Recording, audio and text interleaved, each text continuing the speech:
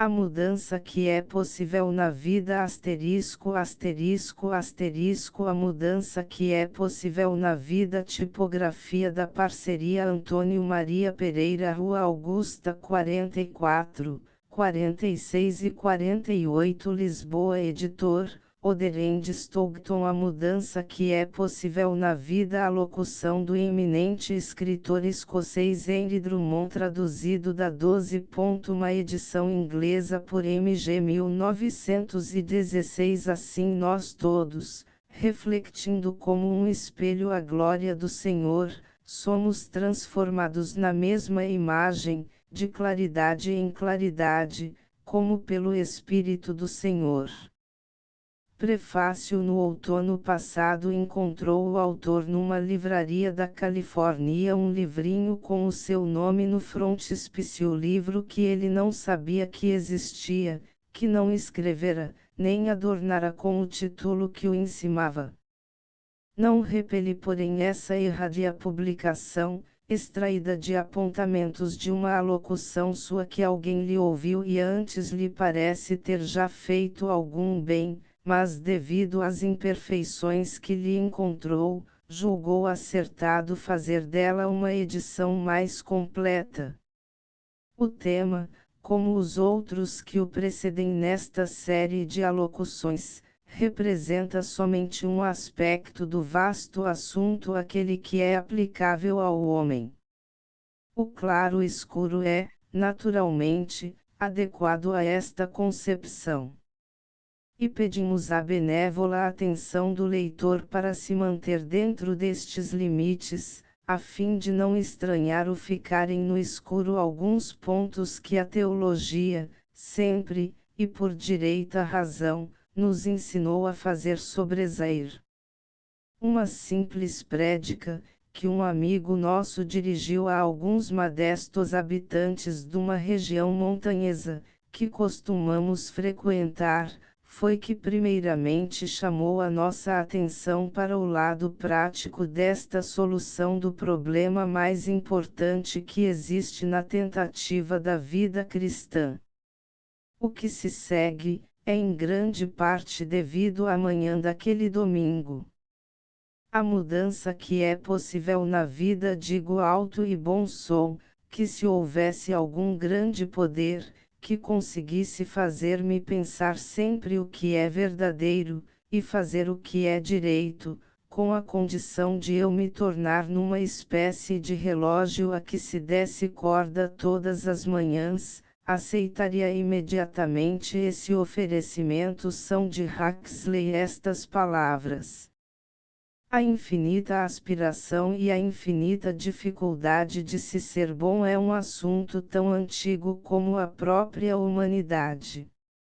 Não há ninguém de cujo sentir íntimo não tenha brotado esta confissão, e que não estivesse pronto a dar a sua vida, se lhe fosse possível aceitar o oferecimento de se tornar melhor. Vou eu propor fazer-vos esse oferecimento. Muito a sério, sem vos tornardes numa espécie de relógio, podeis vir a consegui-lo, pois debaixo das condições devidas é tão natural ao caráter tornar-se belo, como o é a flor. E se não houver neste mundo mecanismo algum que o realize, é porque ficou esquecida a dádiva suprema, que o mundo poderia receber. Foi para isto simplesmente que o homem foi criado. Browning diz: o homem foi feito para progredir, e não para parar. Ou nas palavras de um livro mais antigo, aquele a quem ele primeiro conheceu, também predestinou para ser conformado com a imagem de seu filho. Começa renomeando e em parte rejeitando alguns processos que se costumam empregar para obter vida mais elevada. Estes processos estão longe de serem errados, e aplicados devidamente, podem mesmo ter bastante valor, e se nos aventuramos a depreciá-los, é por não produzirem um resultado absolutamente perfeito. O primeiro método imperfeito é contar-se com a própria resolução. Só na força de vontade, e em períodos isolados de recolhimento espiritual, não é que está a salvação.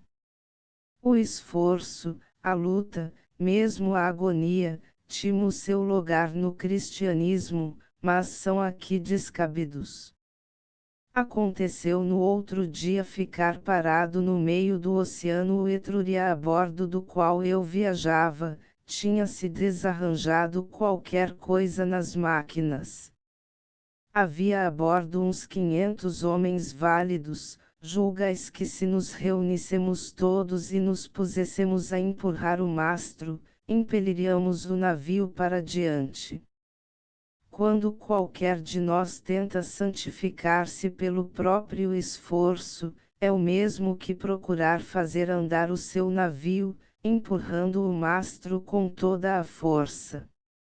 Seria como se alguém, que estivesse prestes a submergir-se, diligenciasse erguer-se para fora da água, agarrando pelos próprios cabelos. Jesus Cristo como que ridicularizou este meio, dizendo: qual de vós pode acrescentar um côvado sequer à sua estatura? A única redenção que há no método de confiar no próprio esforço é que, os que o tentam, ficam para logo convencidos de que por esse modo nunca chegarão a atingir o seu alvo. Mas há quem tente outra experiência e diga: não é este o meio de que eu uso.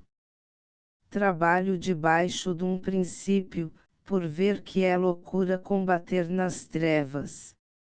O meu plano não é desperdiçar a energia em tentativas de acaso, mas tão somente concentrá-la na destruição de um único pecado.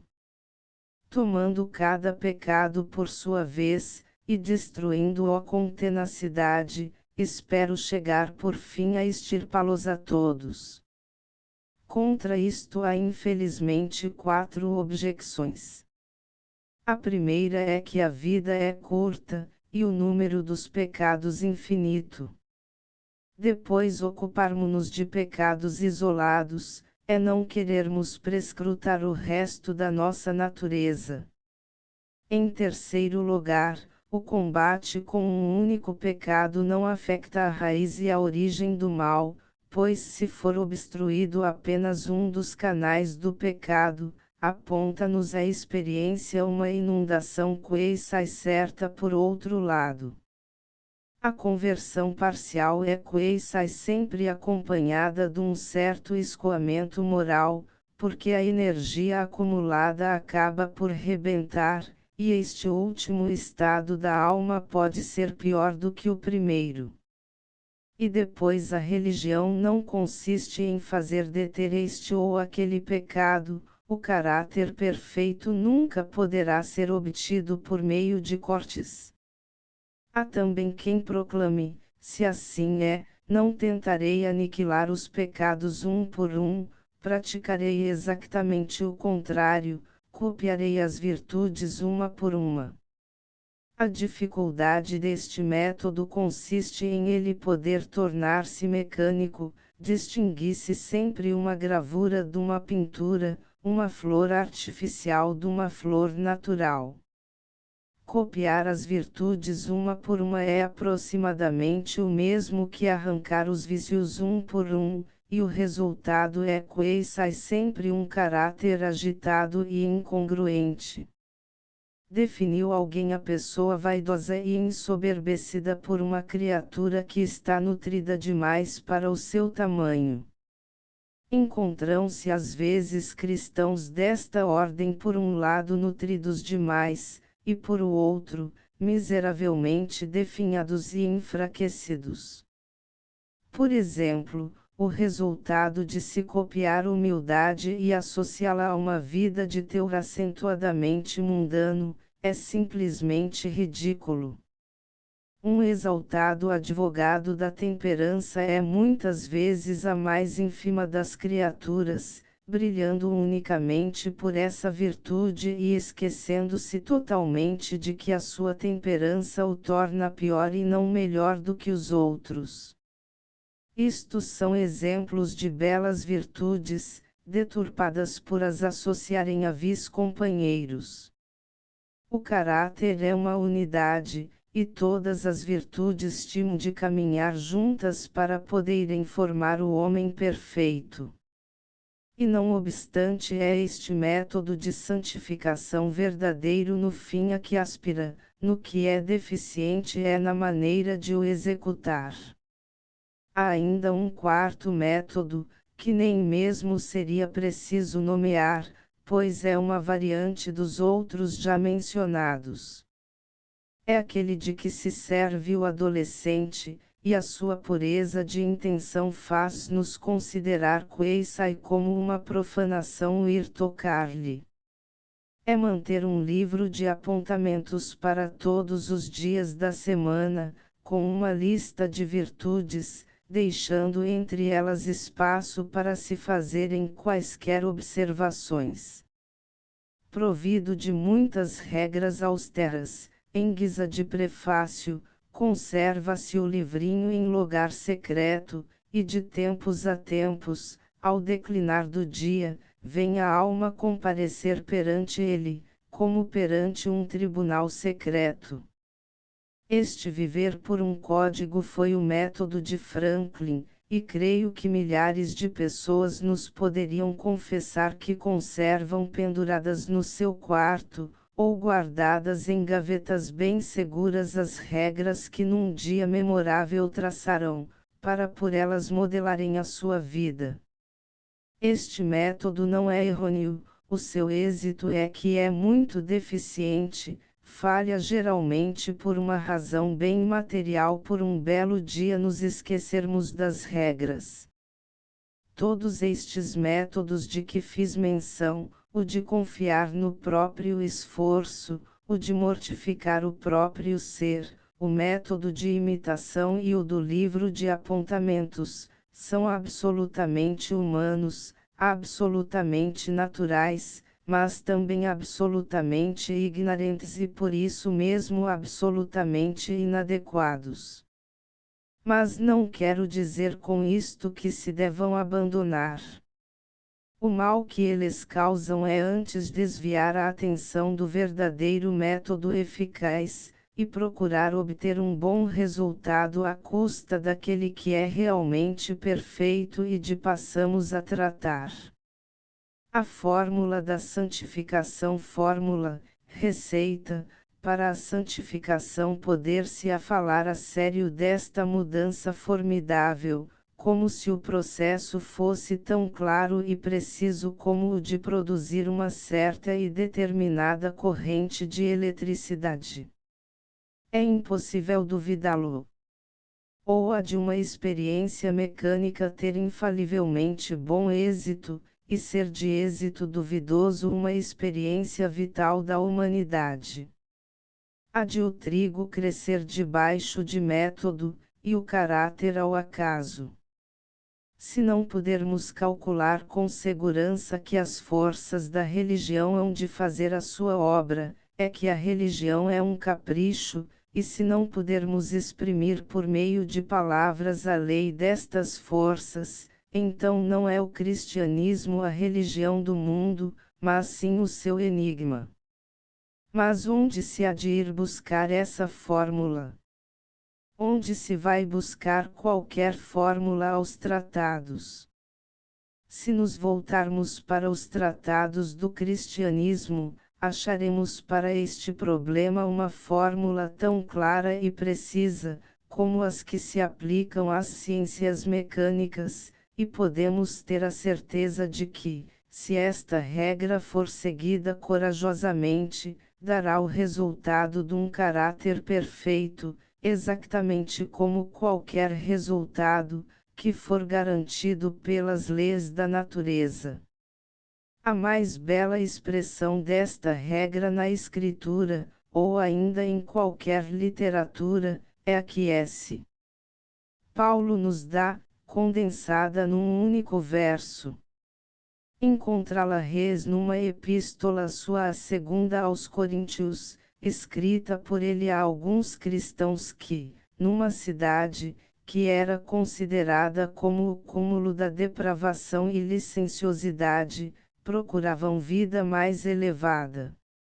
Esta, nós todos, com a face descoberta, refletindo como um espelho a glória do Senhor, somos transformados na mesma imagem, de claridade em claridade, como pelo Espírito do Senhor. Observai logo no começo o desmoronamento de todos os nossos esforços prévios pelo emprego dos simples passivos. Somos transformados. Somos transformados, não somos nós que nos transformamos, nem há ninguém que se possa transformar a si mesmo.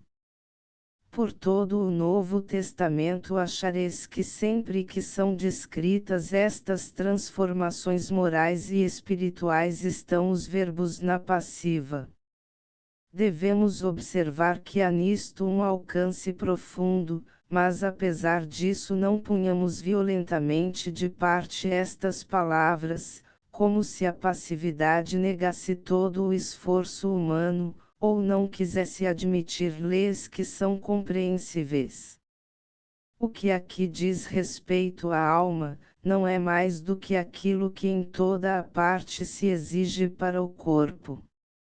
Em fisiologia estão na passiva os verbos que descrevem os processos do crescimento, porque o crescimento não é voluntário, tem lugar, sucede, está fixo à matéria.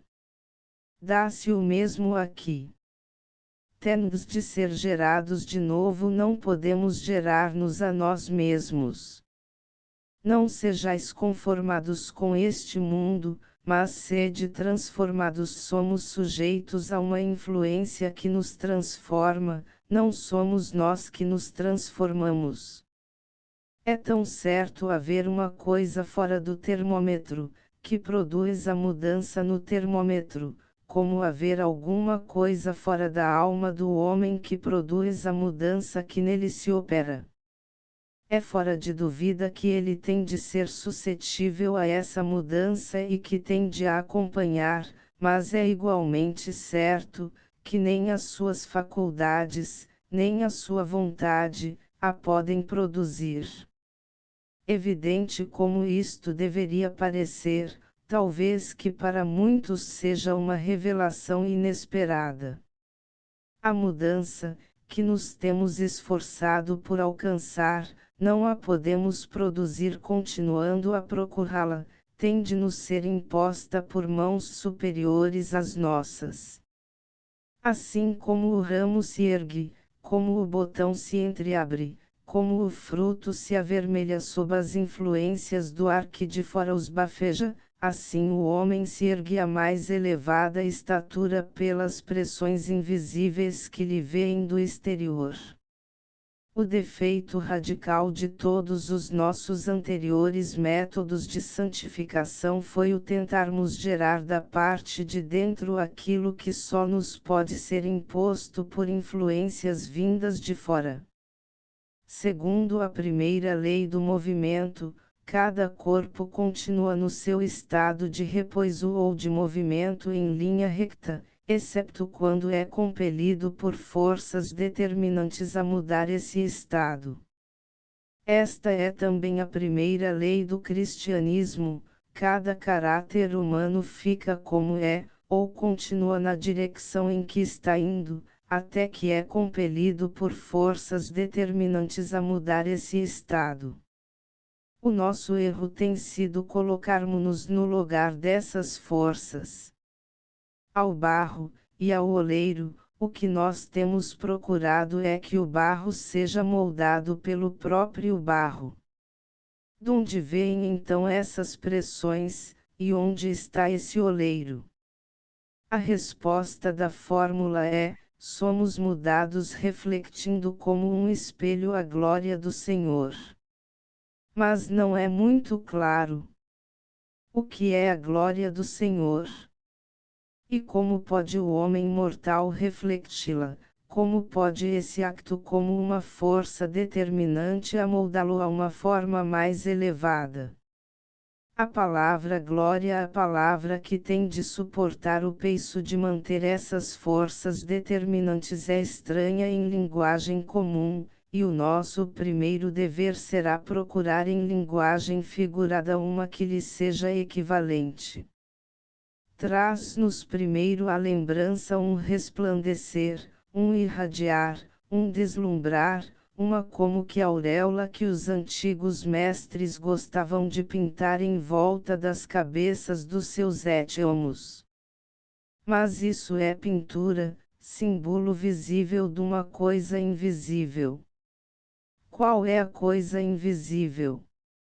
É de todas as coisas invisíveis, a mais radiante, a mais formosa, a mais divina é o caráter. Na terra, no céu, não há nada tão grande, tão glorioso. Tem muitas significações, em ética porém só pode ter uma, a glória é nem mais nem menos do que o caráter. A terra está cheia da glória do Senhor porque está cheia do seu caráter. A beleza do Senhor é o caráter. A efulgência da sua glória é o caráter. A glória do unigênito é o caráter cheio de graça e de verdade. E quando Deus disse ao seu povo o seu nome, deu-lhe simplesmente o seu caráter, que era ele próprio, e o Senhor proclamou o nome do Senhor, o Senhor Deus, cheio de misericórdia e de graça, pacientíssimo e abundantíssimo em bondade e verdade. Não é pois a glória uma coisa intangível, espectral, transcendente? Se o fosse, como poderia esse Paulo pedir aos homens que a reflectissem? Despojada do seu enfaixamento físico, é beleza, beleza moral e espiritual, beleza infinitamente real, infinitamente exaltada, infinitamente próxima, e infinitamente comunicável. Depois desta explicação lede de novo em parafrase as palavras de S. Paulo, nós todos, refletindo como um espelho o caráter de Cristo, somos transformados na mesma imagem, de caráter em caráter isto é, de um pobre caráter, para outro melhor, desse melhor, para outro melhor ainda, e desse outro, para outro ainda mais completo, até que lentamente acabamos por atingir a imagem perfeita. Aqui a solução do problema da santificação fica concentrada numa única frase: reflecti o caráter de Cristo, e tornar-vos reis semelhantes a Cristo. Todos os homens são como espelhos, é esta a primeira lei sobre que se baseia esta fórmula. Uma das mais apropriadas descrições do ser humano é, que ele é como um espelho. Ao sentarmos-nos à noite à nossa mesa, o mundo em que cada um de nós viveu e se moveu durante o dia, foi focado para o nosso aposento. O que nós vimos ao olharmos uns para os outros, não foi esses outros, mas o mundo deles. Houve uma combinação de espelhos. As tinas que vimos, foram todas reproduzidas. As pessoas que encontramos iam e vinham, falavam, saudavam-nos, passavam para diante, faziam tudo como na vida real. Quando falávamos, estávamos a olhar para o nosso próprio espelho, e a descrever o que por ele ia passando. Quando escutávamos, não estávamos a ouvir, mas a ver, a olhar para o espelho do nosso semelhante. Toda a convivência humana é uma série de coisas refletidas. Por exemplo, encontro um estranho numa carruagem de caminho de ferro. A acentuação da sua primeira palavra diz-me logo que é inglês e que vem de Yorkshire, sem o saber, refletiu o lugar em que nasceu, quem foram os seus pais, e a longa história da sua raça. Mesmo fisiologicamente é um espelho. Depois de trocarmos algumas palavras, fico sabendo que é político, e a ligeira inflexão com que pronuncia o nome do jornal The Times revela-me o seu partido. Nalgumas observações que faz logo a seguir, vejo refletirem-se um sem número de coisas por que ele tem passado. Os livros que tem lido, as pessoas com quem tem convivido, as influências que o tinham dominado e feito dele o homem que é, tudo isso foi registrado por uma pena que nada deixa passar, e cuja escrita não pode ser apagada. O que eu leio nele, está ele entretanto a ler em mim, e antes de terminada a nossa viagem poderíamos reciprocamente escrever metade da história de cada um de nós. Ou que nos agrade ou não, a verdade é que vivemos em casas de vidro, o espírito, a memória e a alma, são simplesmente vastas câmaras forradas de espelhos, e desta milagrosa combinação e faculdade é que depende a capacidade de as almas mortais refletirem o caráter do Senhor. Mas ainda não fica por aqui. Se todos estes variados reflexos da nossa chamada vida interna se patenteiam assim ao mundo, quão íntima será a escrita, quão completa a anotação há dentro da própria alma. Porque as influências que encontramos, não são apenas por um momento mantidas na superfície polida do espelho e arremessadas de novo para o espaço, não. Cada uma delas é retida onde primeiro caiu, e guardada na alma para sempre. Esta lei da assimilação é a segunda e de todas a mais solene verdade que serve de base à fórmula da santificação, a verdade que os homens não são apenas espelhos, mas que, longe de serem simples reflectores das coisas fugitivas que veem, transferem para a sua própria substância íntima e mantêm permanentemente as coisas que refletem. Ninguém sabe como a alma as pode manter, ninguém sabe como o milagre é feito, nem a fenômeno da natureza, processo de química, ou capítulo de necromancia que nos possam sequer ajudar a compreender esta assombrosa operação. Porque, atentai bem, o passado não está somente focado na alma do homem, ficou lá. E como poderia ser dali refletido se lá não estivesse? Todas as coisas que ele viu, soube, sentiu, creu, do mundo que o cercava, estão agora dentro dele, tornarão-se parte dele, e em parte são ele que foi transformado nessa mesma imagem. Embora o queira negar, embora isso o penalize, tem de admitir que todas essas coisas lá ficaram, não aderindo a ele, mas transfundindo-se nele, que por si, não pode nem alterá-las, nem repeli-las, pois não estão na sua memória, estão nele. A sua alma é como elas a encheram, a fizeram e a deixaram. São essas coisas, esses livros, esses acontecimentos e essas influências que o fazem a ele, e delas dependem a vida e a morte, a beleza e a deformidade. Quando a imagem de uma delas se apresenta à alma, não há nada no mundo que possa impedir duas coisas: uma, o ela ser absorvida pela alma, a outra, o ficar para sempre refletida no caráter, que perpetuamente reenviará esse reflexo. Sobre estes assombrosos e não obstante perfeitamente claros factos psicológicos, é que S. Paulo baseia a sua doutrina da santificação. Reconhece que o caráter é uma coisa que se construi lentamente, e que, de hora para hora, pode mudar ou para melhor, ou para pior, conforme as imagens que nele se refletirem. Mais um passo, e a aplicação destas ideias ao problema capital da religião surgirá diante de nós em toda a sua plenitude.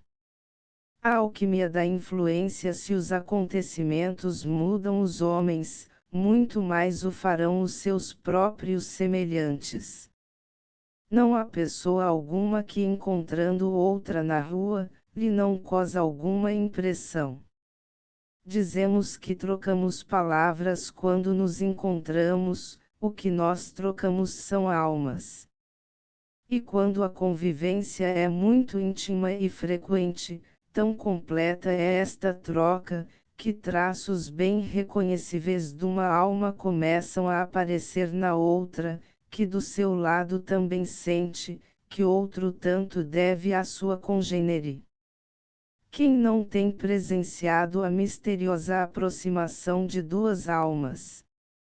Quem não tem observado um velho par, que, de mãos dadas, veio pela vida abaixo fazendo a sua peregrinação, tão satisfeitos, tão mutuamente confiantes, que os seus próprios rostos se assemelhavam? Não eram duas almas, mas uma alma composita. A qualquer dos dois que se falasse, ter-se-ia empregado as mesmas palavras, qualquer dos dois que respondesse, diria aproximadamente o mesmo. O refletir constante de meio século tinha-os tornado assim, ficaram uma e a mesma imagem. É pela lei da influência que nos tornamos semelhantes àqueles que admiramos. Os dois velhos cônjuges assemelharam-se por se terem admirado constantemente. Esta lei mantém-se na literatura, na história e na biografia. Havia em Jonathan traços de David, e em David traços de Jonathan. Jean Valjean, na obra-prima de Victor Hugo, é o bispo Bienvenu ressurgindo dos mortos. A metempsicose é um facto. O que George Eliot quis dizer ao mundo foi que os homens e as mulheres produzem outros homens e outras mulheres. Nem significa outra coisa a família, que é o berço da humanidade. A própria sociedade não é mais do que um ponto onde convergem estas forças omnipotentes para realizarem a sua obra. É, em resumo, sobre a doutrina da influência, que é construída toda a vasta pirâmide da humanidade. Mas estava reservado a S. Paulo fazer a aplicação suprema desta lei. Foi arrojada a ilação que ele teve que fazer, mas não era espírito que hesitasse, ele próprio era um ente transformado, e sabia perfeitamente o que nele tinha operado essa transformação. Jesus Cristo. Encontraram-se um dia na estrada de Damasco, e desde aquela hora foi a sua vida absorvida pela de Cristo. O efeito não podia deixar de dar-se nas palavras, nas ações, na carreira e na crença. As forças determinantes fizeram a sua obra vital, tornaram-no como aquele que ele tinha amado constantemente.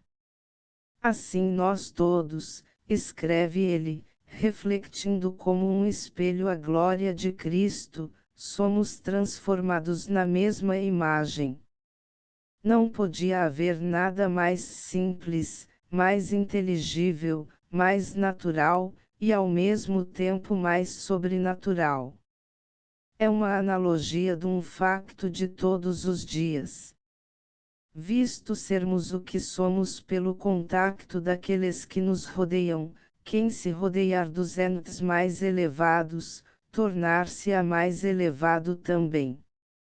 Há homens e mulheres em cuja companhia nos sentimos melhor do que noutra qualquer, e enquanto estamos junto desses entes, nem temos pensamentos baixos, nem dizemos coisas mesquinhas, só a sua presença nos eleva, nos purifica, nos santifica. Todos os melhores registros da nossa natureza são pela sua convivência postos em ação, e ressoa-nos dentro da alma uma música que nunca lá havíamos ouvido. Suponde que essa influência se prolongaria um mês, um ano, a vida inteira, o que se não tornaria a vida então? Há aqui sobre a comum superfície da vida, falando a nossa língua, andando pelas nossas ruas, trabalhando ao nosso lado, verdadeiros santificadores de almas, há aqui o céu a penetrar pelo mísero barro terreno, e há energias, que embora usando de simples meios temporais, estão repletas da virtude da regeneração. Se o viver com criaturas humanas, que só possuem diluída no milionésimo grau a virtude do Altíssimo nos pode elevar e purificar, que limites poderão ser postos à influência de Cristo? Viver com Sócrates com a face descoberta havia de nos fazer sábios, com Aristides, havia de nos fazer justos, com S. Francisco de Assis, mansos, e com Savonarola, fortes, mas ter vivido com Cristo, havia de nos ter feito como Cristo, isto é, cristãos. E na realidade viver com Cristo produziu esse efeito. Produziu-o no caso de S. Paulo, e durante a vida de Cristo foi esta experiência demonstrada de uma forma ainda mais evidente. Alguns homens rudes, sem amenidade alguma de espírito, foram admitidos no círculo íntimo dos seus amigos. A mudança principiou imediatamente, sai que podemos ver como os primeiros discípulos progridem dia a dia. Primeiramente alastra-se por sobre eles uma sombra tenuíssima do caráter de Cristo. Depois, começam de longe em longe, a dizerem ou a fazerem coisas que não teriam dito nem feito, se ali não vivessem. Vai se tornando neles cada vez mais profundo o encanto da vida de Cristo. Toda a sua índole vai pouco a pouco sendo submetida, dulcificada, santificada, as suas maneiras embrandecem, as suas palavras adoçam-se, o seu proceder torna-se mais generoso. Como andorinhas que encontram o verão, como botões de flor enregelados que a primavera vivifica, expande-se em vida mais ampla a sua humanidade sequiosa. Sem saberem como, tornam-se diferentes e acabam por se achar, nos gestos e nas ações, semelhantes ao seu mestre. Não podem compreender como isso foi, ninguém lhes disse para o fazerem, fizeram-no eles instintivamente. Mas aqueles que os observam, sabem de onde isso lhes veio, e murmuram em segredo: estiveram com Jesus. Já se nota neles o cunho e o aspecto do caráter do seu mestre, estiveram com Jesus. Fenômeno sem igual que estes pobres pescadores fizessem lembrar Jesus Cristo. Estupenda vitória e mistério da regeneração que homens mortais façam lembrar ao mundo Deus. Sai que nos enternece a maneira como os seus contemporâneos e especialmente S. João falam da influência de Cristo. S. João vivia numa perpétua admiração, estava subjugado, assombrado, extasiado, transfigurado. Segundo o seu espírito, era impossível que alguém que estivesse debaixo desta influência voltasse a ser o que era. todo aquele que permanecer junto dele, não peca.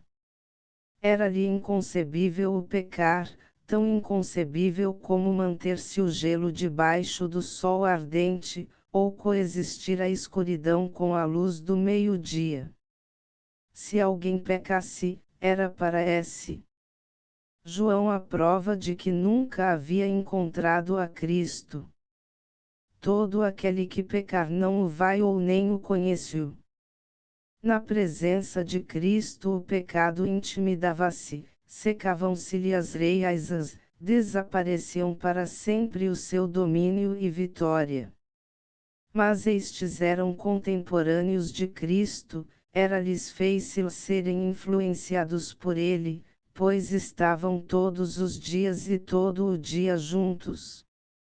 Porém nós, como é que havemos de refletir aquilo que nunca vimos? Como pode todo este assombroso resultado ser produzido por uma memória, pela mais mesquinha das biografias, por alguém que viveu e deixou este mundo há 19 séculos?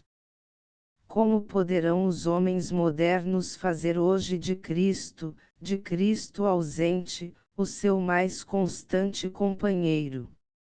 Responderemos que a amizade é uma coisa espiritual, independente da matéria, do espaço e do tempo. O que eu amo no meu amigo não é aquilo que vejo, o que do meu amigo tem influência em mim, não é o seu corpo, mas o seu espírito.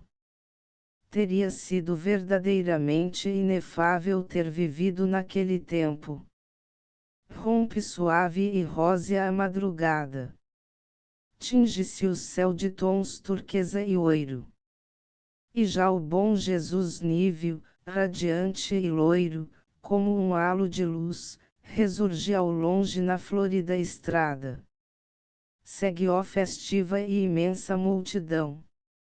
Por onde passa, ajoelham, lançam flores, e em todos os caminhos se lhe juntam mulheres, velhos, pastores.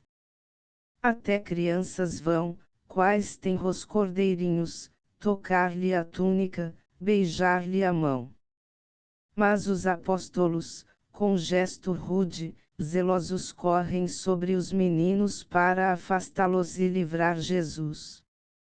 Porém ele implora-lhes numa atitude que ao mais cioso e pertinaz seduz: deixai, ó filhos meus, que até mim venham os pequeninos.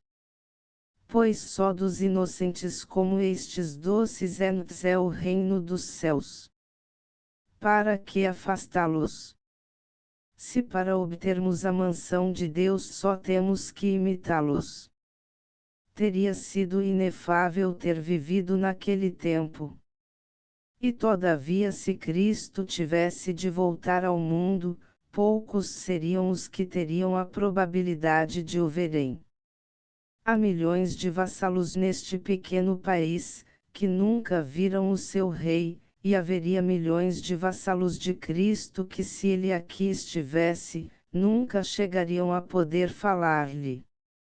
A nossa intimidade com ele é, como toda a verdadeira intimidade, uma comunhão espiritual. Toda a amizade, todo o amor, humano e divino, é puramente espiritual. Foi depois da sua ressurreição que ele teve maior influência, mesmo nos seus discípulos. Por isso não obsta verdadeiramente a refletirmos o caráter de Cristo ou não termos jamais estado com ele em contacto visível. Havia uma vez uma donzela, dotada de um caráter tão bondoso e perfeito, que era o enlevo de todos que a conheciam. Pendia-lhe do colo uma medalha de ouro, que ninguém tivera jamais a permissão de abrir. Um dia, porém, num momento de insólita confiança, deixou que uma amiga sua tocasse na mola da medalha e viesse a conhecer o segredo que ela encerrava. Estavam lá escritas estas palavras: a quem eu amo, não o tendo visto. Era este o segredo da sua bela vida. Tinha sido transformada na mesma imagem. Ora, isto não é imitação, mas uma coisa muito mais profunda. A diferença no processo, bem como no resultado, pode ser tão grande, como a que existe entre a fotografia obtida pelo infalível lápis do sol e os contornos rudes traçados pelo giz de um rapaz da escola. A imitação é mecânica, o reflexo orgânico, uma é ocasional, o outro habitual. Num caso, o homem aproximar-se de Deus e imita-o, no outro, aproximar-se Deus do homem e imprime-se nele. Fazei de Cristo o vosso companheiro mais constante é o que isto para nós significa na prática. Permanecei mais sob a sua influência do que sob outra qualquer influência. 10 minutos passados todos os dias na sua companhia, 2 mesmo, se forem face a face e com o coração aberto, tornar-vos-ão diferente o dia inteiro. Cada caráter tem a sua mola íntima, que seja Cristo essa mola. Cada ação tem uma nota tônica, que seja Cristo essa nota. Recebestes hoje uma certa carta, e imediatamente vos pusestes a escrever a resposta, que coeça incendiou o papel, amontoastes nela os adjetivos mais cruéis que sabieis, e enviastes essa carta, sem receio da obra desoladora que ela ia executar. Fizeste-lo, porque a vossa vida estava posta em clave errada. Tinhais começado o dia com o espelho colocado em má posição. Amanhã, quando surgir o dia, voltai para ele o vosso espelho, e todo o vosso aspecto mudará, até mesmo para o vosso inimigo. Seja o que for que fizerdes, haverá uma coisa que não poderíeis ter feito: escrever aquela carta. Pode o vosso primeiro impulso ser o mesmo, pode a vossa opinião ser idêntica, mas se tentardes escrevê-la, a tinta secar-se-vos-á na pena e ficareis sem vos vingardes, mas ficareis também maior, mais cristão. Durante todo o dia prestarão as vossas ações, mesmo nas suas mais ínfimas minudências, homenagem àquela visão da manhã. Ontem, pensastes principalmente em vós; hoje, se encontrardes pobres, dar-lhes res de comer. Os que forem desamparados, os que estiverem tristes, os que iam sucumbir à tentação, reunir-se-ão em volta de vós, e a todos acarinhareis. Onde estava toda esta gente ontem? Onde estão hoje? Mas não os vieis, é a luz reflexa que se vê em os desgraçados. A vossa alma não está hoje no lugar habitual, estão visíveis as coisas que se não veem. Há algumas horas que estais vivendo a vida eterna, pois a vida eterna, a vida da fé, é simplesmente a vida considerada mais elevadamente. A fé não é mais do que uma atitude, um espelho posto no lugar devido. Quando o dia terminar, e a noite vos puserdes a examiná-lo, admirar-vos-reis do que fizestes.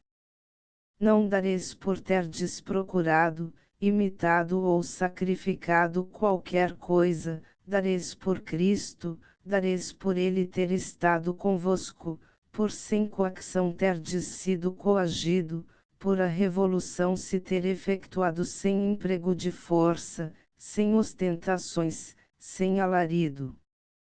Não vos felicitareis de terdes feito alguma grande proeza, conseguido grande êxito pessoal, ou acumulado um fundo de experiência cristã para tornardes a obter o mesmo resultado. O que sabeis é que existe a glória do Senhor. E o mundo fica também sabendo, se o resultado for verdadeiro, porque ao olharmos para um espelho, não é o espelho que vemos, nem é nele que pensamos, mas naquilo que ele reflete. O espelho só chama a atenção sobre si, quando há nele algumas manchas. Que isto é real, e não imaginário, que esta vida é possível aos homens, e que há presentemente alguém que a viva, é simplesmente um facto biográfico. Dentre 1000 testemunhos não posso deixar de citar um. As palavras seguintes são de uma das mais altas inteligências do século XIX, de um homem que como poucos suportou o peso dos encargos do seu país, e que, não no crepúsculo da velhice, mas em todo o esplendor da sua glória, fez ao mundo a confissão que passo a citar com pouquíssimas omissões. Desejo esta noite falar um pouco, mas esse pouco que desejo falar, é do sagrado nome de Cristo, que é a minha vida, a minha inspiração, a minha esperança e o meu apoio. Não posso deixar de me deter a olhar para o passado.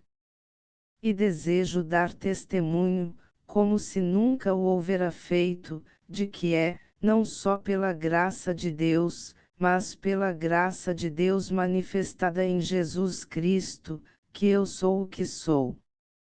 Reconheço a sublimidade e a grandeza da revelação de Deus, como o eterno Pai de nós todos, como aquele que fez os céus, que fundou a terra, e que olha por todas as tribos da terra, abrangendo-as na sua universal misericórdia, mas é o Deus que se manifesta em Jesus Cristo, que se revela pela sua vida, que se dá a conhecer pelos seus sentimentos, pelas suas palavras, e pelos seus actos. É esse Deus que eu desejo confessar esta noite, e de quem desejo dizer, pelo amor de Deus em Jesus Cristo, eu sou o que sou.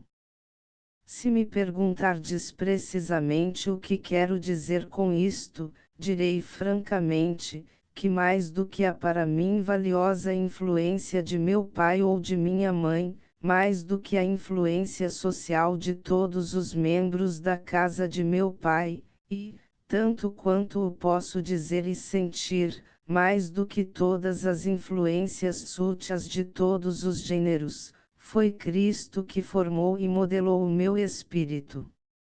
Os meus ideais ou cartos do que é belo provieram-me de Cristo, bem como queça e todos os meus pensamentos do que é viril, nobre e puro. Há muitos homens que se tinham educado a si próprios lendo as vidas de Plutarco, e pondo na sua frente um ou outro daqueles varões ilustres que em diversas épocas adquiriram celebridade, e reconheceram que esses homens célebres tiveram neles verdadeiro poder. Eu por mim não tenho a consciência de qualquer poeta, filósofo, reformador, general, ou outro qualquer grande homem ter permanecido na minha imaginação e no meu pensamento como o puro e singelo Jesus Cristo. Há mais de 25 anos que instintivamente recorri a Cristo a fim de obter a medida e a regra para todas as minhas ações. Todas as vezes que me tem sido necessário, tenho procurado e por último queça espontaneamente refugiar-me na sua intimidade, e nos primeiros tempos via-o pela força da imaginação, em frente de mim, a fixar-me, meigo e sereno. Parecia queça deslizar da sua face a influência que me indicava o verdadeiro meio de dominar a ira, de submeter o orgulho e de vencer o egoísmo, e foi de Jesus Cristo manifestado à minha concepção íntima, que eu auri mais ideais, mais modelos e mais influências, do que doutro qualquer caráter humano. E ainda há mais. Sinto que é de Jesus Cristo que tem emanado cada pensamento que me torna o seu em realidade e que me suaviza a estrada que há entre mim e o seu. Todas as minhas concepções dos progressos da graça na alma, todos os passos pelos quais a vida divina se desenvolve, todos os ideais que pairam por sobre a esfera bem-aventurada que nos aguarda além da campa, tudo isto me tem sido transmitido do Salvador. A vida que agora vivo na carne, vivo-a também pela fé do Filho de Deus. E ainda não é tudo. Apesar do meu futuro incluir todos estes elementos que me vão fazer da vida terrena um conjunto deleitoso, o que o verão é, comparado com todos os seus produtos terrenos, flores, folhas e ervas, é Cristo, comparado com todos os seus produtos no meu espírito e na minha alma. Todas as virentes flores e folhas da simpatia, todas as alegrias exuberantes que do meu coração de cristão brotam presentemente e hão de ainda vicejar no futuro, são para mim o que as flores e as folhas do verão são comparadas com o sol que vivifica o verão. Cristo é o Alfa e o Ômega, o princípio e o fim da minha vida mais elevada. Quando leio a Bíblia, aproveito muito do Velho Testamento e das passagens do Novo Testamento devidas a S. Paulo, mas apesar de tudo, sinto que para mim o fruto da Bíblia é Cristo. É por isso que a leio, por isso que a acho digna de ser lida. Tenho sentido verdadeira sede de ser amado de Cristo. Todos vós sabeis o que é ter sede de amor, o nosso coração não fica satisfeito enquanto não obtém mais doente e estremecido. Tem havido ocasiões em que tenho tido uma sede inexprimível do amor de Cristo. Nunca é forte a minha percepção do pecado, quando penso na lei, mas é forte, quando penso no amor, se é que há diferença entre lei e amor. Quando me aproximo de Jesus Cristo e desejo ardentemente ser amado, é que sinto mais vivamente a minha assimetria, a minha imperfeição e a minha carência absoluta de merecimentos e de virtudes. O caráter e o proceder nunca se me representam tão claramente, como quando em silêncio me curvo na presença de Cristo, revelada não em cólera, mas em amor, e nunca ambiciono tanto ser amável, para poder ser amado, como quando tenho presente esta revelação de Cristo. Ao examinar aquilo que tenho experimentado, a parte da minha vida que mais me salienta, e de que me lembro com maior vivacidade, é exatamente aquela que de alguma forma tem andado ligada a Cristo. Tudo o mais é pálido e frouxo, como que nuvens a encobrirem o horizonte. Doutrinas, sistemas, medidas, métodos, como quer que se chame a necessária parte mecânica e externa da adoração, a parte que os sentidos reconhecem, tudo parece ter emurchecido e caído, como caíam as folhas quando o verão findou, mas a parte que me ligou poderosamente a Cristo, essa permanecerá. Pode alguém ouvir esta música, com a impressionante repetição do nome de Cristo, e ficar insensível à emulação, ou ao desejo de o imitar? E antes de vivermos assim, ainda não tínhamos vivido. A primeira experiência reduz então a religião a uma amizade vulgar. Amizade vulgar. Quem fala em amizade vulgar? É coisa que não existe. Não há no mundo palavra mais sublime. A amizade é a coisa mais próxima da religião que nós conhecemos. Deus é amor. E pôr a religião a par da amizade é simplesmente dar-lhe a mais alta expressão que o homem pode conceber. Mas se por dúvidas a uma amizade vulgar representa um protesto contra o falar-se em termos ininteligíveis da coisa maior e mais santa que há em religião, então receio que a objeção seja bem real. Os homens estão sempre à procura de mistério quando se fala em santificação, de algum mistério diferente daquele que será sempre misterioso em toda a parte em que o Espírito opere. Imaginam que há de haver algum segredo, alguma experiência oculta que só os iniciados conhecem, e milhares de pessoas vão todos os domingos à igreja, na esperança de resolverem esse mistério. Em reuniões de fiéis e em conferências religiosas julgaram muitas vezes estarem prestes a atingi-lo, mas depois nada mais lhes foi revelado.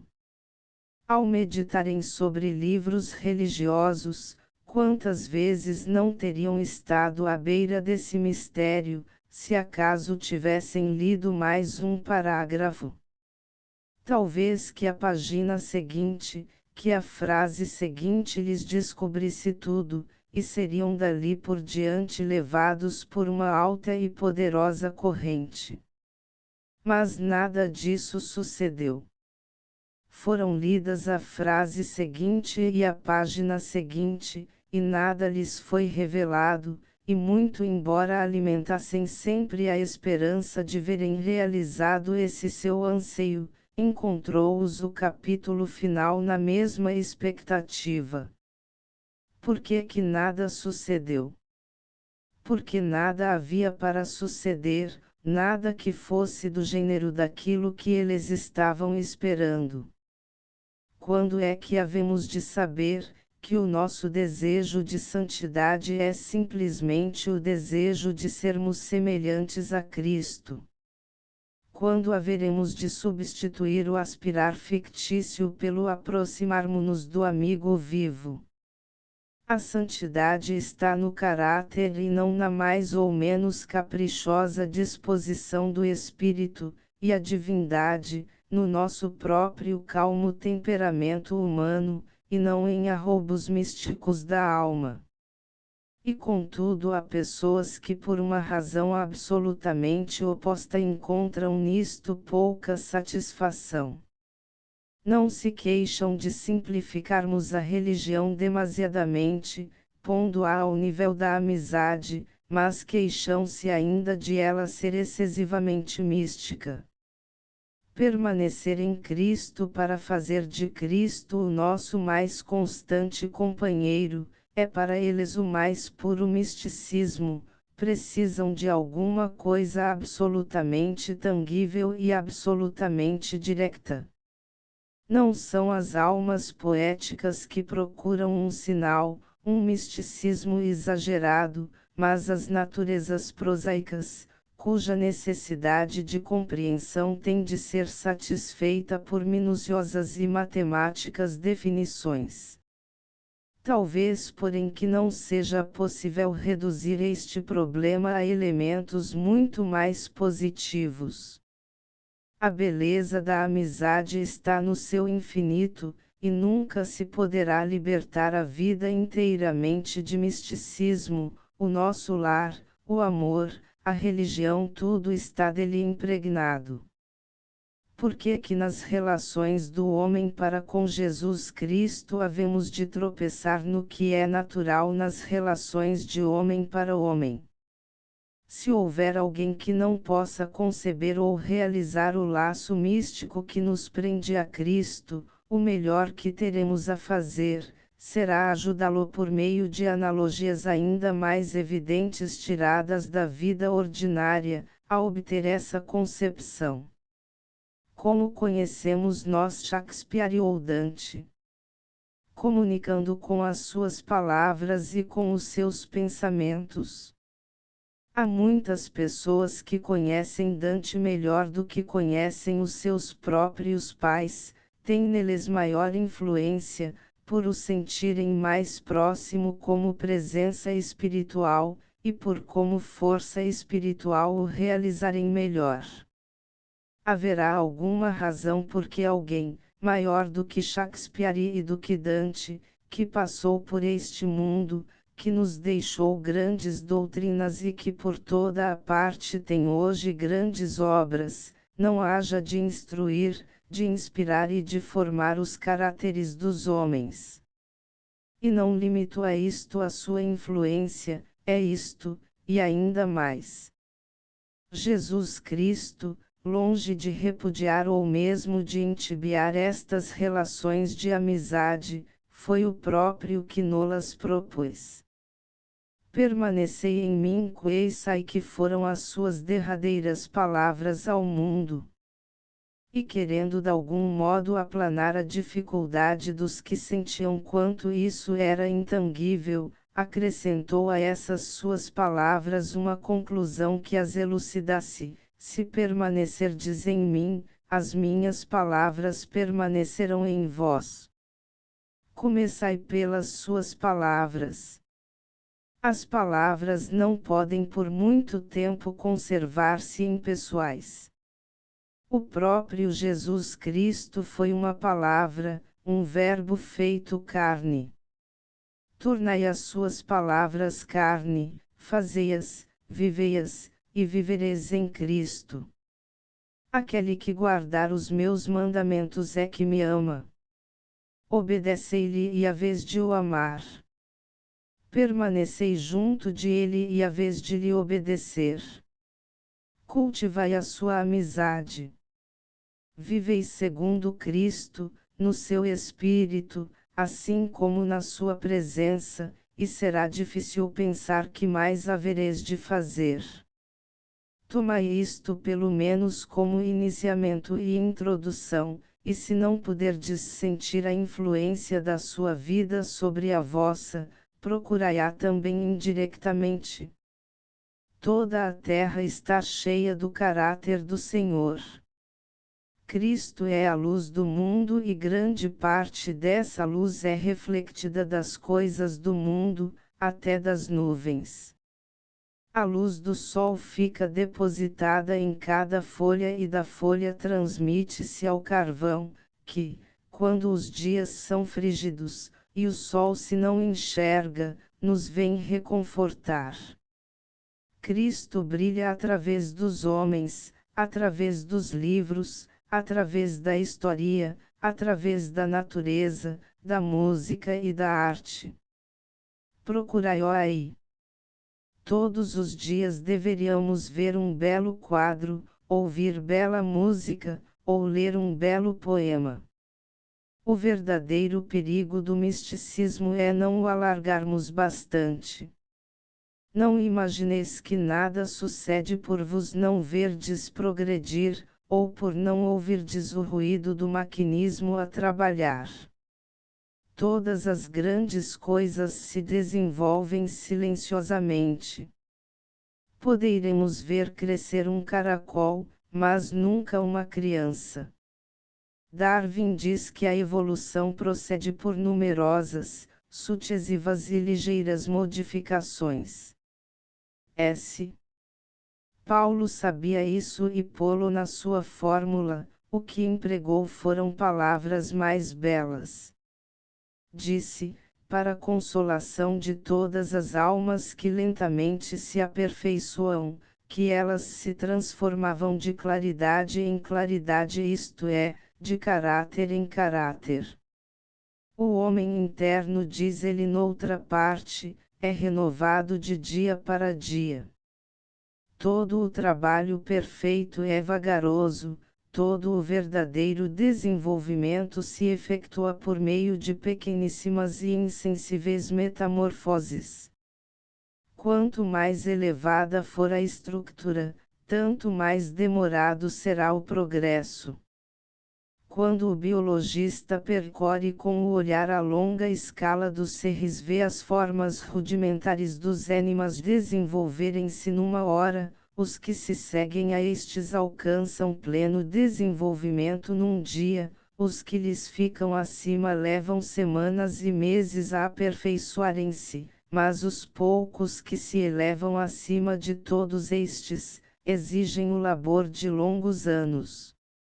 Se uma criança e um símio nascerem no mesmo dia, o segundo estará em plena posse das suas faculdades e fazendo o trabalho ativo da vida antes de a criança ter deixado o berço. A vida é o berço da eternidade.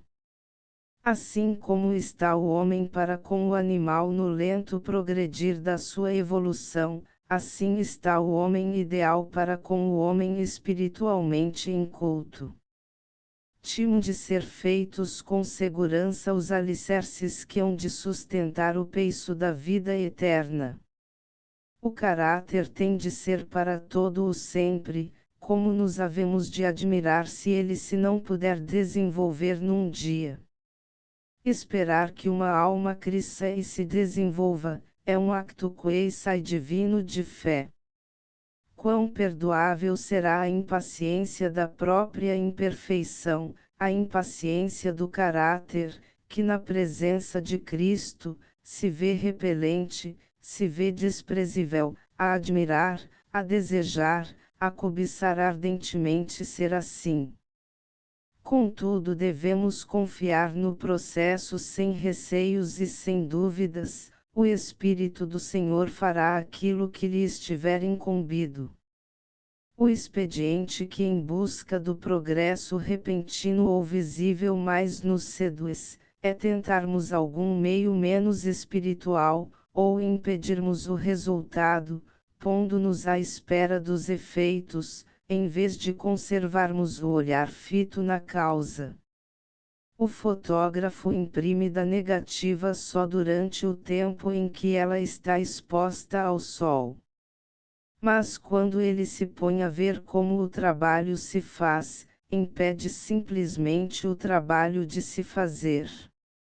Seja qual for a prudente vigilância de que a alma necessite, nunca ela poderá estar exposta demais, e estando exposta, não haverá nada no mundo que possa melhorar ou abreviar o resultado que ela tem de obter.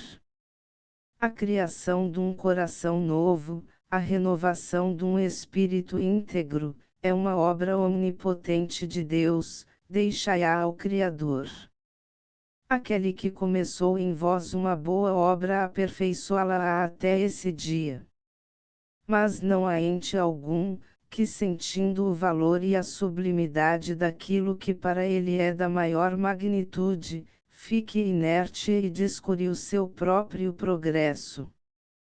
Tornarmo-nos como Cristo é a única coisa no mundo digna dos nossos desvelos, a única coisa diante da qual toda a ambição humana é loucura, e vão, todo o esforço menos digno. Só aqueles que fazem desta aspiração o supremo desejo e paixão das suas vidas, é que podem começar a esperar alcançá-la. Se por isso tem até agora parecido tudo depender da passividade, permite-me que assevere com mais ardente convicção que tudo depende da atividade. A religião da adoração sem esforço pode ser religião para anjos, mas não para homens. Não é a contemplar mas a agir, que há a verdadeira esperança, não é em êxtases, mas na realidade, que existe a verdadeira vida, não é no reino dos ideais, mas entre as coisas tangíveis, que está a santificação do homem.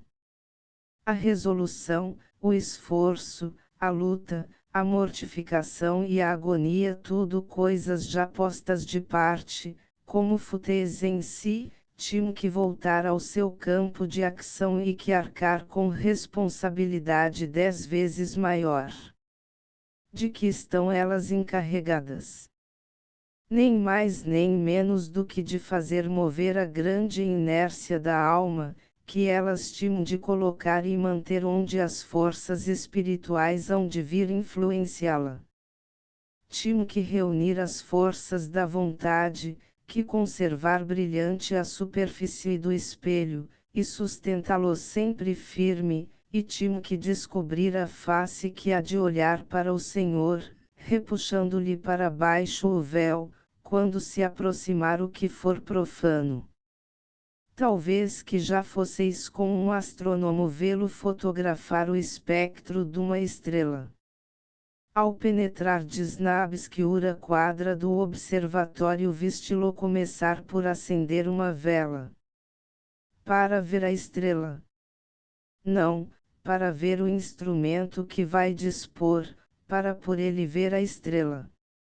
Era a estrela que ia tirar a fotografia, mas era também o astrônomo, que por muito tempo levou a trabalhar na escuridão, aparafusando tubos, lustrando lentes, e dispondo reflectors, e que só depois de grande trabalho conseguiu que o instrumento perfeitamente focado começasse a funcionar.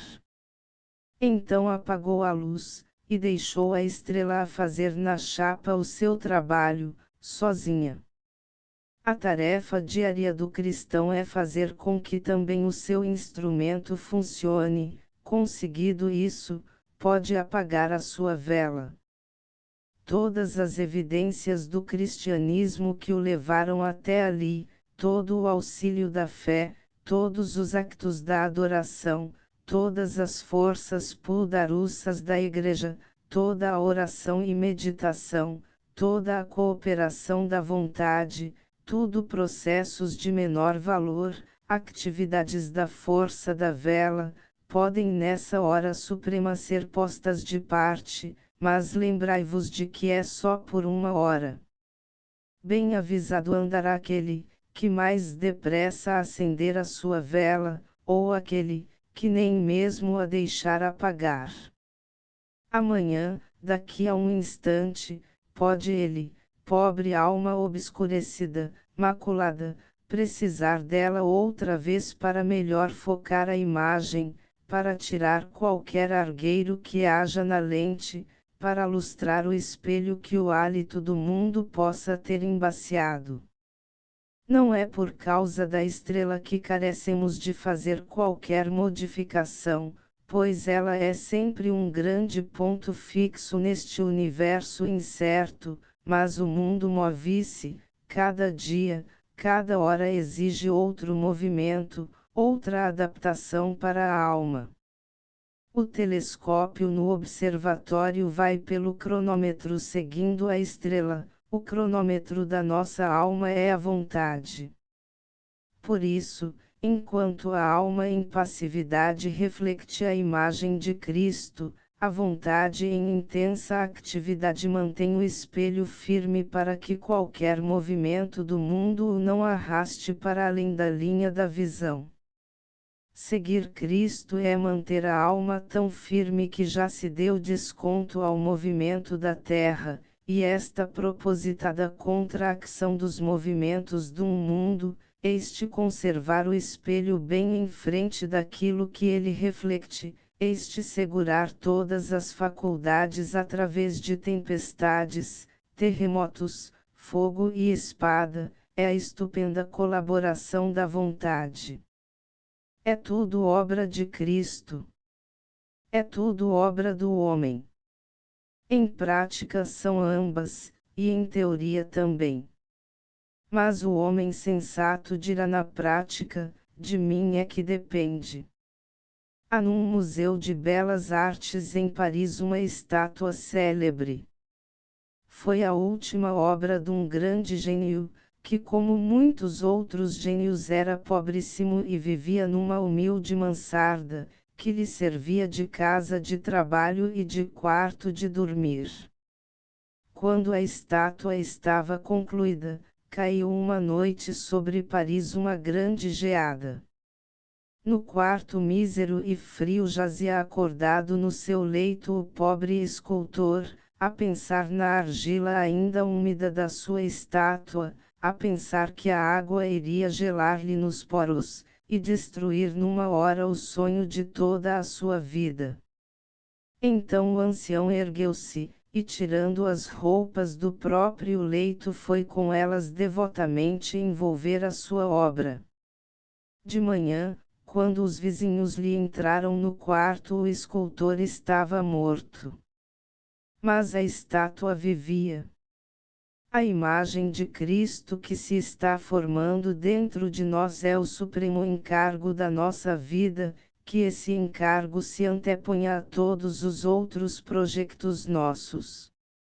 Enquanto essa imagem não estiver perfeita, não haverá obra humana que esteja terminada, religião que esteja glorificada, fim da vida que esteja preenchido.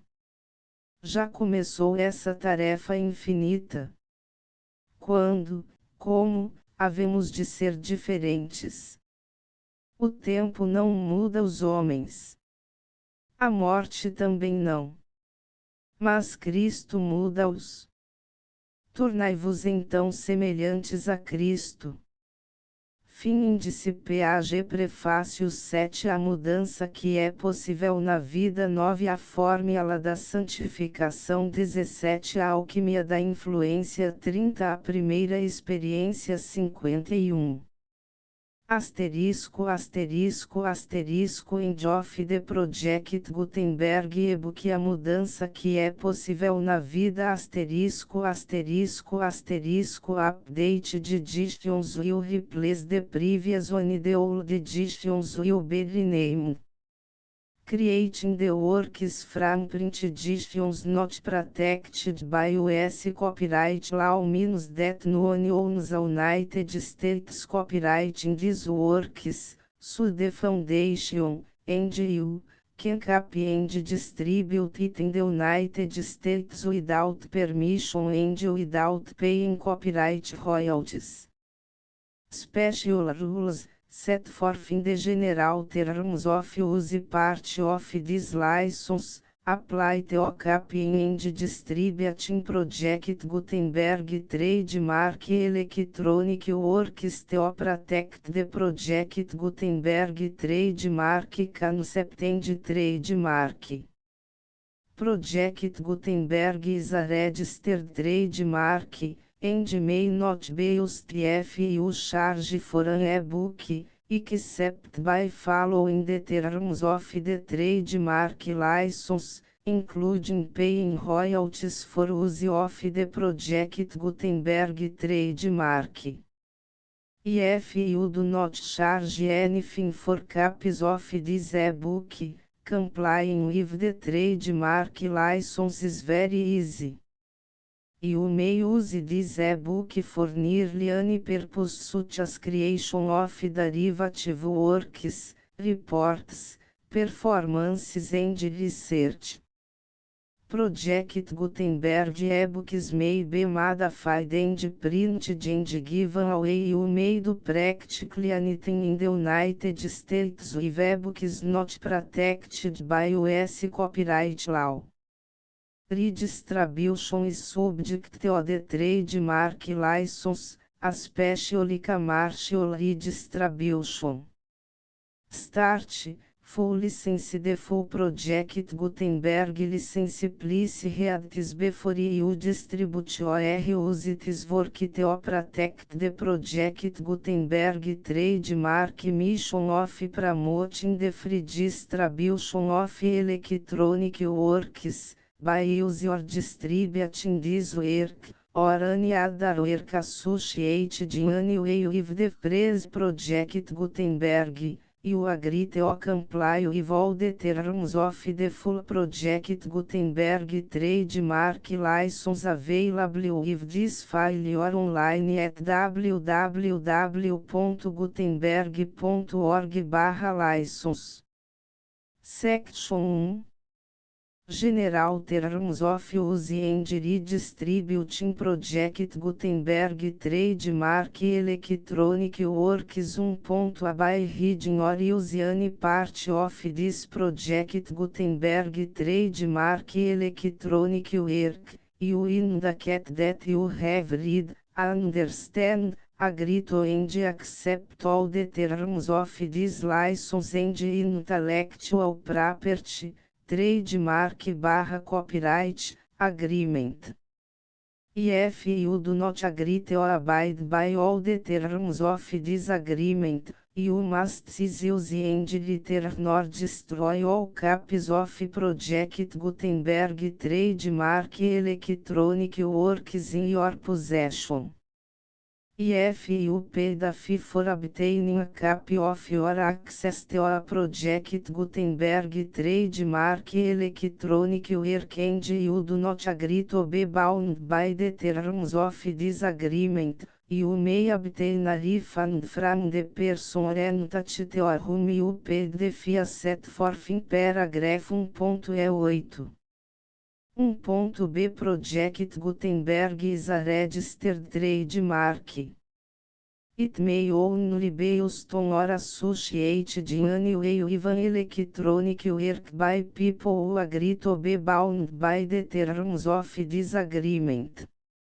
There are a few fees that you can do with most Project Gutenberg trademark electronic works even without complying with the full terms of this agreement. See paragraph 1.c below. There are a lot of fees you can do with Project Gutenberg trademark electronic works if you follow the terms of this agreement and help preserve free future access to Project Gutenberg trademark electronic works. See paragraph 1.i below. 1c. The Project Gutenberg Literary Archive Foundation, the Foundation or PGLAF, owns a compilation copyright in the collection of Project Gutenberg trademark electronic works. Nearly all the individual works in the collection are in the public domain in the United States. If individual works are unprotected by copyright law in the United States and you are located in the United States, we do not claim a right to prevent you from copying, distributing, performing, displaying or creating derivative works based on the work as long as all references to Project Gutenberg are removed. Of course, we hope that you will support the Project Gutenberg trademark mission of promoting free access to electronic works by freely sharing Project Gutenberg trademark works in compliance with the terms of this agreement for keep the Project Gutenberg trademark name associated with the work. You can easily comply with the terms of this agreement by keep this work in the same format with its attached full Project Gutenberg trademark license when you share it without charge with others. 1.d. The copyright laws of the place where you are located also govern what you can do with this work. Copyright laws in most countries are in a constant state of change. If you are outside the United States, check the laws of your country in addition to the terms of this agreement before downloading, copying, displaying, performing, distributing or creating derivative works based on this work or any other Project Gutenberg trademark work. The Foundation makes no representations concerning the copyright status of any work in any country other than the United States. 1.e Unless you have removed all references to Project Gutenberg. 1.e1. The following sentence, with active links to, or other immediate access to, the full Project Gutenberg trademark license must appear permanently whenever any copy of a Project Gutenberg trademark work, anywhere on which the phrase Project Gutenberg appears, or with which the phrase Project Gutenberg is associated, is accessed, displayed, performed, viewed, copied or distributed. These e-books for the use of anyone anywhere in the United States and most other parts of the world at no cost and with almost no restrictions whatsoever. You may copy it, give it away or reuse it under the terms of the Project Gutenberg license included with this ebook or online at www.gutenberg.org. If you are not located in the United States, you will have to check the laws of the country where you are located before use this ebook. 1.E2 IF Individual Project Gutenberg Trademark Electronic Works derived from texts not protected by US copyright law, does not contain a notice indicating that it is posted with permission of the copyright holder. The work can be copied and distributed to anyone in the United States without paying any fees or charges.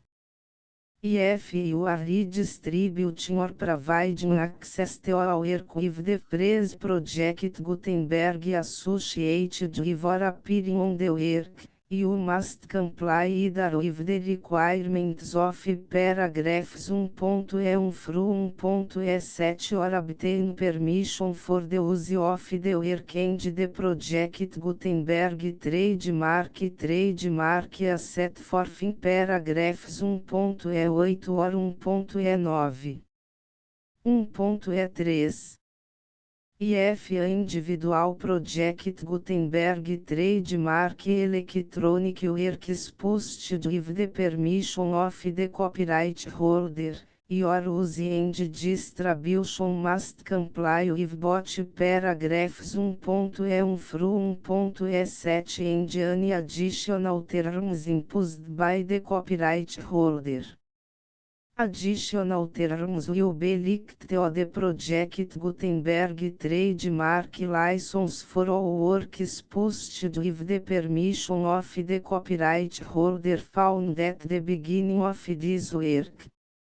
1.E4 Do not unrecord, touch or remove the full Project Gutenberg trademark license terms from this work, or any files containing a part of this work or any other work associated with Project Gutenberg trademark.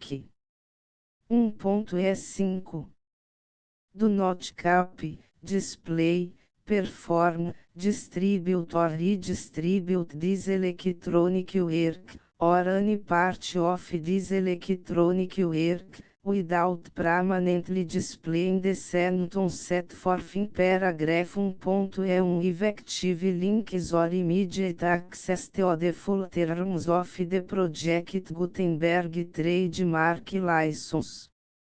1.E6 You may convert to and distribute this work in any binary, compressed, marked up, non-proprietary or proprietary form, including any word processing or hypertext form. However, if you provide access to or distribute copies of a Project Gutenberg trademark work in a format other than plain vanilla ASCII or other format used in the official version posted on the official Project Gutenberg trademark website, www.gutenberg.org fecha parênteses you must, at no additional cost, for expense to the user, provide a copy, a means of exporting a copy, or a means of obtaining a copy upon request,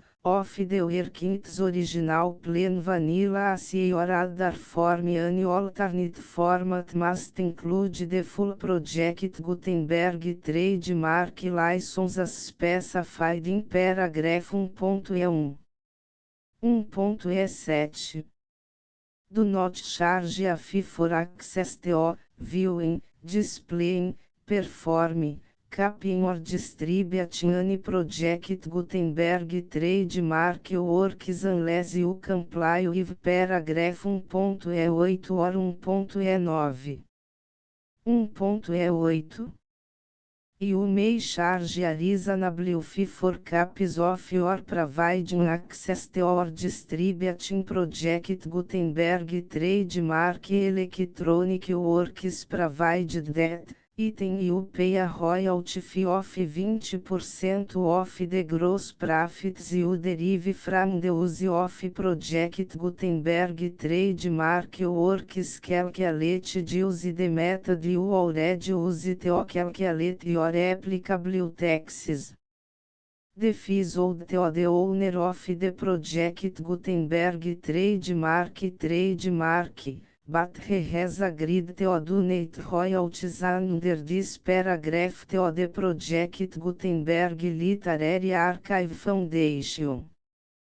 Royalty payments must be paid within 60 days following each date on which you prepare, or are legally required to prepare, your periodic tax returns. Royalty payments should be clearly marked as such and sent to the project Gutenberg Literary Archive Foundation at the address specified in Section 4, Information about donations to the project Gutenberg Literary Archive Foundation. Item you provide a full refund of any money paid by a user who notifies you in writing, or by email, within 30 days of receipt that S/he does not agree to the terms of the full project Gutenberg trademark license. You must require such a user to return or destroy all copies of the works possessed in a physical media and discontinue all use of and all access to other copies of project Gutenberg trademark works. Item you provide, in accordance with paragraph 1.F3, a full refund of any money paid for a work or a replacement copy, if a defect in the electronic work is discovered and reported to you within 90 days of receipt of the work. Item you comply with all other terms of this agreement for free distribution of project Gutenberg trademark works. 1.E9. If you wish to charge a fee or distribute a project Gutenberg trademark electronic work or group of works on different terms than are set forth in this agreement, you must obtain permission in writing from the project Gutenberg Literary Archive Foundation, the manager of the project Gutenberg trademark. Contact the foundation as set forth in section 3 below. 1.F1.F1 Project Gutenberg volunteers and employees expend considerable effort to identify, do copyright research on, transcribe and proofread works not protected by U.S. copyright law in creating the project Gutenberg trademark collection. Despite these efforts, Project Gutenberg trademark electronic works, and the media on which they may be stored, may contain defects such as, but not limited to, incomplete, inaccurate or corrupt data, transcription errors, a copyright or other intellectual property infringement, a defective or damaged disk or other medium, a computer virus, or computer codes that damage or cannot be read by your equipment. 1.F2 Limited warranty, disclaimer of damages, except for the right of replacement or refund described in paragraph 1.F3, The Project Gutenberg Literary Archive Foundation, the owner of the Project Gutenberg Trademark, and any other party distributing Project Gutenberg Trademark Electronic Work under this agreement, disclaim all liability to you for damages, costs and expenses, including legal fees. You agree that you have no remedies for negligence, strict liability, breach of warranty or breach of contract except as provided in paragraph 1.f3. You agree that the foundation, the trademark owner, and any distributor under this agreement will not be liable to you for actual, direct, indirect, consequential, punitive or incidental damages even if you give notice of the possibility of such damage. 1.f3. Limited right of replacement or refund, if you discover a defect in this electronic work within 90 days of receive it, you can receive a refund of the money, if any. You paid for it by sending a written explanation to the person you received the work from. If you received the work on a physical medium, you must return the medium with your written explanation. The person or entity that provided you with the defective work may elect to provide a replacement copy in lieu of a refund. If you received the work electronically, the person or entity providing it to you may choose to give you a second opportunity to receive the work electronically in lieu of a refund. If the second copy is also defective, you may demand a refund in writing without further opportunities to fix the problem. 1.f4. Except for the limited right of replacement or refund set forth in paragraph 1.f3, this work is provided to you as is, with no other warranties of any kind, express or implied, including but not limited to warranties of merchantability or fitness for any purpose. 1.f5. Some states do not allow disclaimers of certain implied warranties or the exclusion or limitation of certain types of damages. If any disclaimer or limitation set forth in this agreement violates the law of the state applicable to this agreement, the agreement shall be interpreted to make the maximum disclaimer or limitation permitted by the applicable state law. The invalidity or unenforceability of any provision of this agreement shall not void the remaining provisions. 1.f6. Indemnity. You agree to indemnify and hold the foundation, the trademark owner, any agent or employee of the foundation, anyone providing copies of Project Gutenberg trademark electronic works in accordance with this agreement, and any volunteers associated with the production, promotion and distribution of Project Gutenberg trademark electronic works, harmless from all liability, costs and expenses, including legal fees, that arise directly or indirectly from any of the following which would or cause to occur. A. Distribution of this or any Project Gutenberg trademark work. B. Alteration, modification, or additions or deletions to any Project Gutenberg trademark work, and C. Any defect you cause. Section 2. Information about the mission of Project Gutenberg Trademark Project Gutenberg Trademark is synonymous with the free distribution of electronic works in formats readable by the widest variety of computers including obsolete, old, middle-aged and new computers. It exists because of the efforts of hundreds of volunteers and donations from people in all walks of life. Volunteers and financial support to provide volunteers with the assistance they need are critical to reach Project Gutenberg Trademark's goals and ensuring that the Project Gutenberg Trademark Collection will remain freely available for generations to come.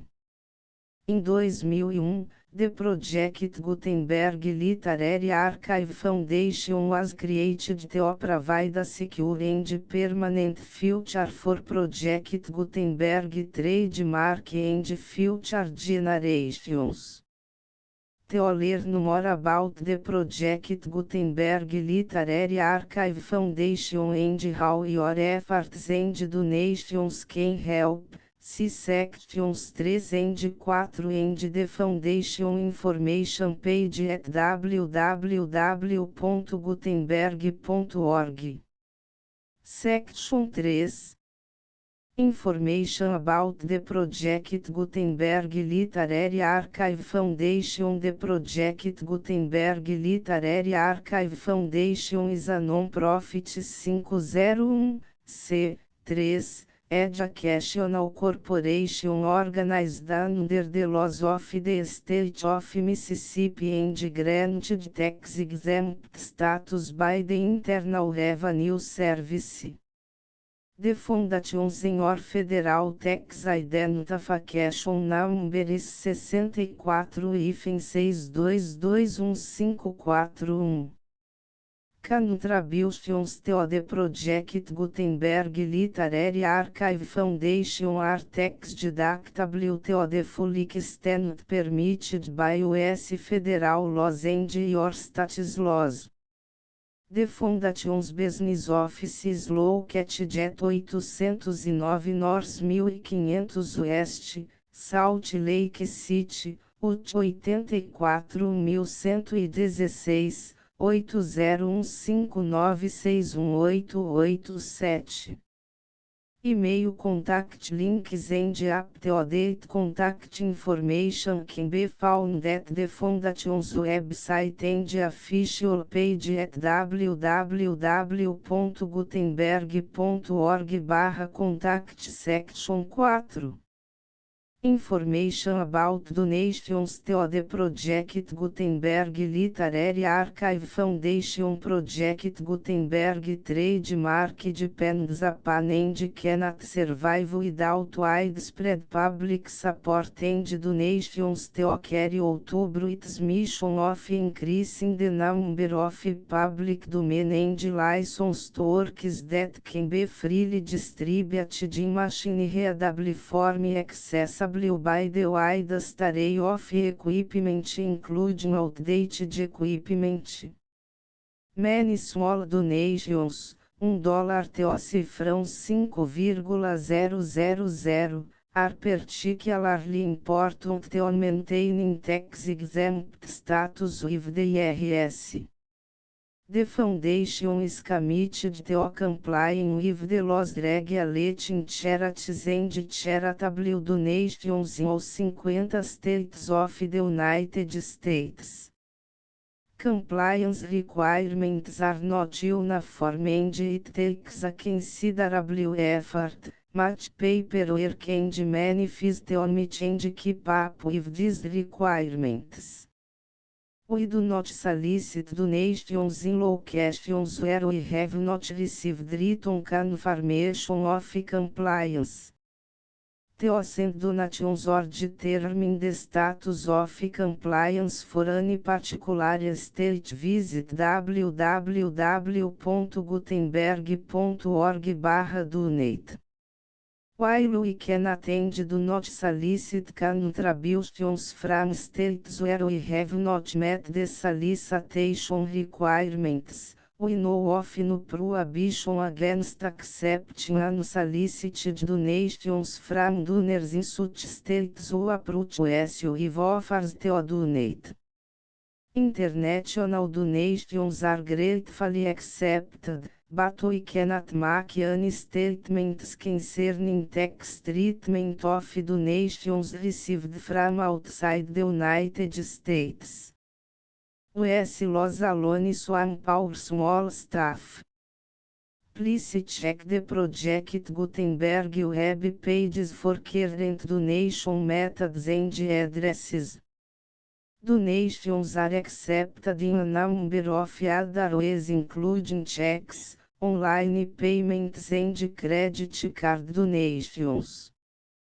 To donate, please visit www.gutenberg.org/donate.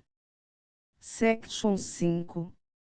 General Information about Project Gutenberg Trademark Electronic Works. Professor Michael S. Hart was the originator of the Project Gutenberg Trademark concept of a library of electronic works that could be freely shared with anyone.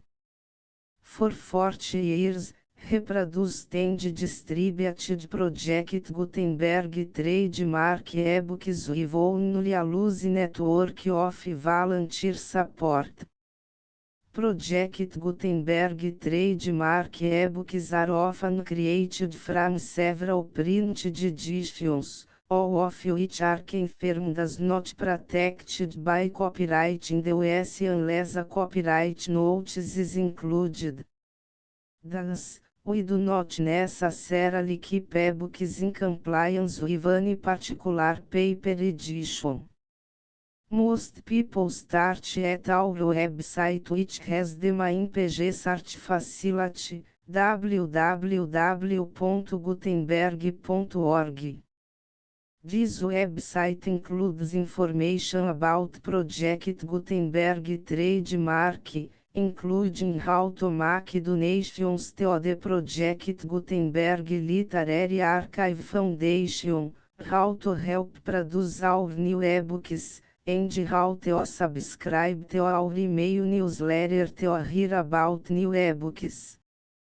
A mudança que é possível na vida. Prefácio. A mudança que é possível na vida. A fórmula da santificação. A alquimia da influência. A primeira experiência. Índice de Full Project Gutenberg. License 2, 3, 4, 5, 6, 7, 8, 9, 10, 11, 12, 13, 14, 16, 17, 18, 19, 20, 21, 23, 24, 25, 27, 28, 29, 30, 31, 32, 33, 34, 35, 37, 38, 39, 40, 41, 42, 44, 45, 46, 47, 48, 49, 50, 51, 52,